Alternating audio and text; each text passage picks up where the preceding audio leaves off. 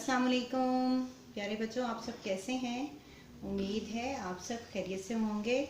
हम अपनी पढ़ाई शुरू करने से पहले इल्म में इजाफे की दुआ पढ़ेंगे।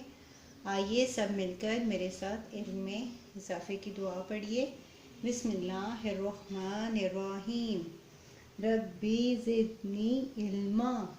ऐ मेरे रब, मेरे इल्म में इजाफा फरमा दीजिए। आज हम हरूफ तहज्जी का हर्फ हे पढ़ेंगे।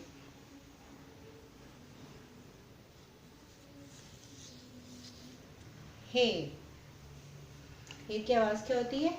हा। हे हा हलवा, हे हा हलवा, हे हा हुक्का, हे हा हुक्का। अब हम नुकात को मिलाकर हर्फ हे लिखना सीखेंगे।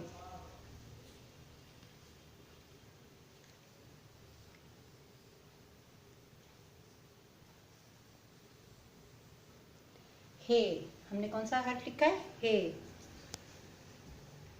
हे हा होस, हे हा होस, हे हा हलवाई, हे हा हलवाई, हे हा हाजी, हे हा हाजी, हे हा हजाम, हे हा हजाम, हे हा हुक्का, हे हा हुक्का।